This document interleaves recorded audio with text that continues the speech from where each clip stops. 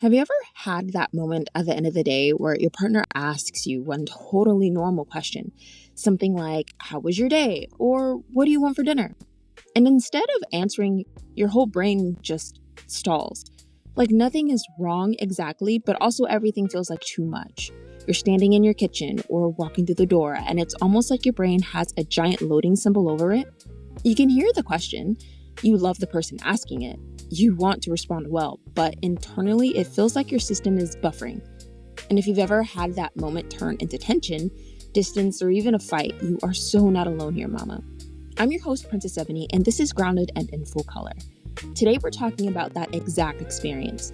What it means to feel overstimulated at the end of the day. Why your partner's simple question can feel way bigger than it actually is. How to communicate what you need in that moment. How to set boundaries that still protect connection, and the practical reset that can help you decompress fast enough to actually be present.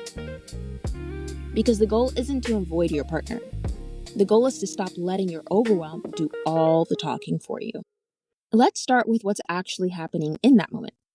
For a lot of us mamas, walking in the door at the end of the day, or the other way around, honestly, doesn't matter, it doesn't feel peaceful right away. It feels like entering one more layer of input. The TV is on, some pet is barking or making a noise, someone is talking, your phone is going off. You're mentally replaying your day. There are decisions to make, things to remember, things to respond to, and before your body has even caught up, someone you love is asking for your attention. And suddenly, a simple, kind question, quite honestly, feels like a personal attack. Not because it is, but because your system is full, overfloweth. That is overstimulation. Overstimulation is what happens when your brain and body have absorbed so much noise, information, tactile, touch, visually, decision-making, responsibility, and interruption. That's a big one for me. That you've just hit capacity. By the end of the day, your nervous system may have no more room left for one more sound, one more question, or one more need. So if you've ever flinched at, "Hey, how was your day?" or felt irrationally irritated by normal conversation by 5 p.m. or earlier, that doesn't mean you're dramatic. It doesn't mean you're mean, and it definitely doesn't mean you're a bad partner or a bad mom. It means your brain has been a sponge all day, and by the time evening rolls around, it's full. That distinction matters because when we don't understand what's happening, we judge ourselves. But when we can name it, we can work with it. Once you know what's happening, the next question is, what do you say in the moment? Because this is where things can go sideways real fast. If you're overstimulated and trying to speak from that place, it's really easy to sound cold, sharp, distant, curt, or frustrated when what you actually mean is, "I need a moment here." So here's the 10-second script that can stop a negative interaction before it even begins. "Hey, I really want to hear about your day, but my brain is completely fried right now. Can you give me about 10 moments of quiet so I can reset, and then you'll have my full undivided attention?" That script right there works because it does three things really well. First, it tells the truth. You're not pretending you're fine when you're not. Second, it clearly asks for what you need. You're not making your partner guess. And third, it offers reassurance. You're making it clear that connection is still coming. That last part matters so much because without reassurance, a request for space can sound like rejection. But when you say, "I want to hear about your day," or "then you'll have my full undivided attention," you're helping your partner understand that this pause is not about pushing them away. It's about helping you become better at coming back to the best version of yourself so you can interact with them. So if you need one sentence from this episode, let it be that one. Not "leave me alone," not "I can't even do this right now." I feel like so much of us, myself included, rely on this. And definitely not with silence and not with resentment. Just, "My brain is fried, I need 10 minutes, then I can be here." That kind of clarity can change the whole evening. Now, let's talk about one of the things that is most common when people say when they are overstimulated. "I'm fine." And honestly, that phrase is usually doing a lot of damage because "I'm fine" almost never means I'm fine. It usually means I'm overwhelmed, I'm maxed out. I don't know how to explain what's happening in my own body and in my head. I need space, but I feel guilty asking for it. Whew, I'm guilty of that. I don't want to start a fight, so I'm shutting down instead. I have also done that. The problem is that "I'm fine" gives your partner no usable information.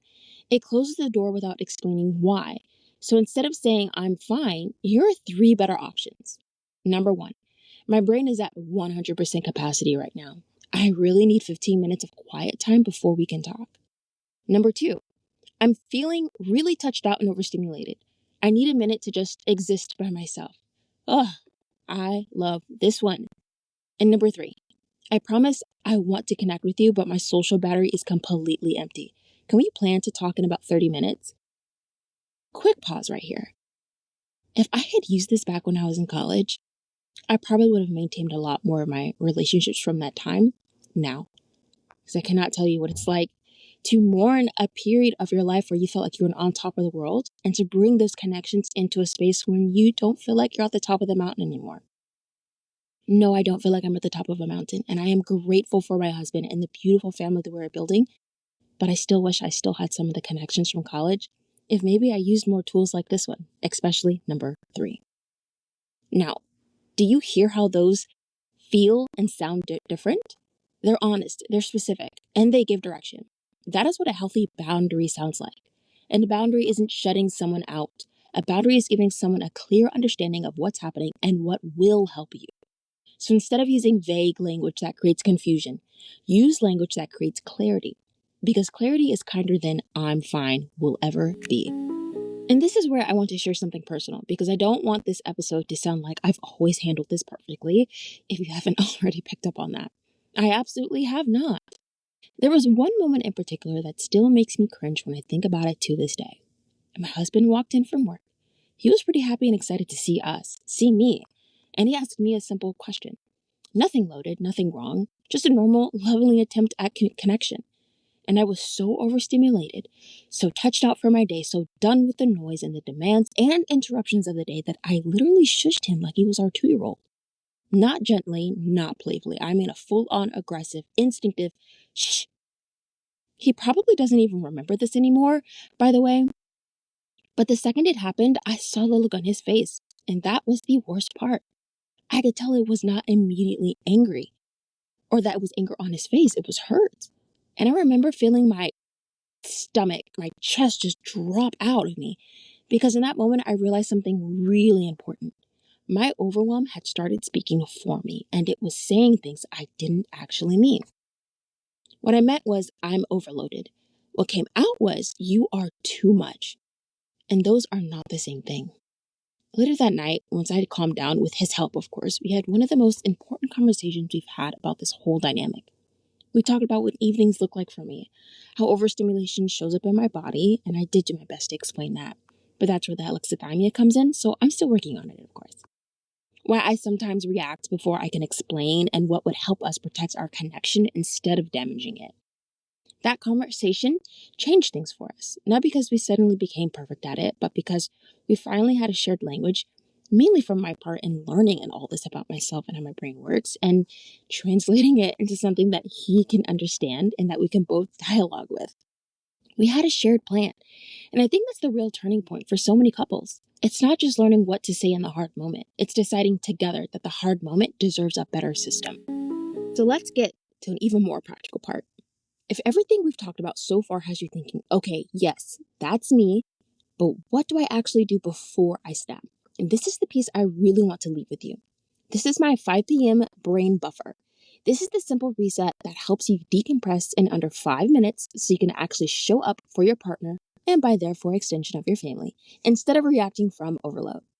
Here's how it works. Step 1, pause before responding. When you first walk in, don't force immediate conversation if your system is already flooded, and also if your partner has first walked in. Even 1 minute of intentional pause matters. That might mean putting your bag down or helping your partner put their stuff away, sitting at the counter, sitting in your car, or just going to the bathroom, or taking one breath before answering the first question, demand, or direction that comes your way.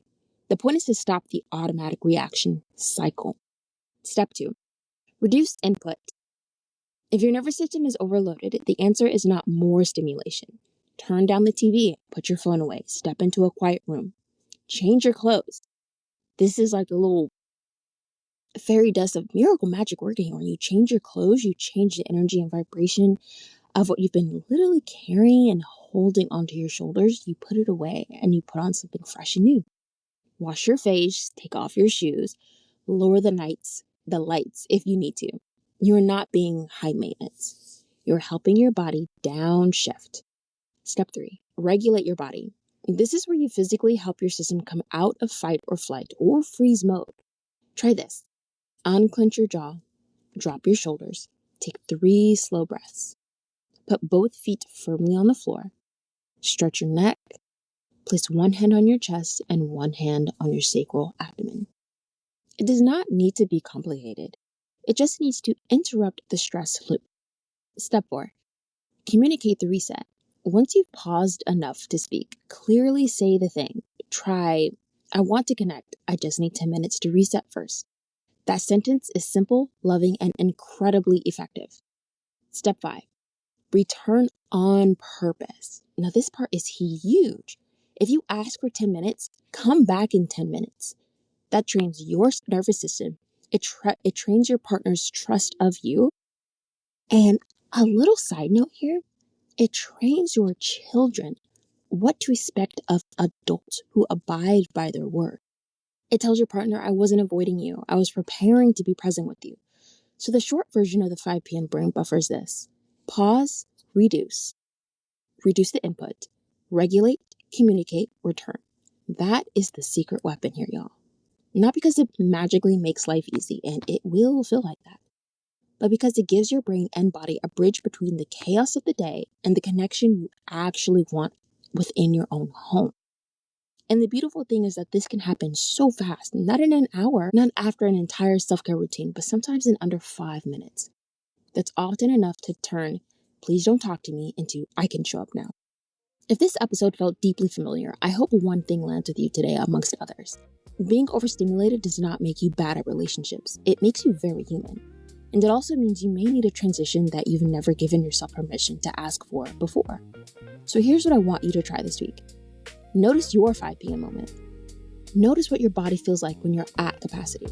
And instead of saying, I'm fine, or letting your overwhelm do all the talking for you, try one honest sentence and one short reset.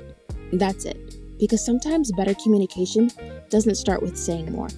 Sometimes it starts with regulating enough to say what you actually mean. And if this episode made you feel seen, send it to your partner or to a friend who lives in that end of day overload too. It might open up a conversation you've both been needing to have.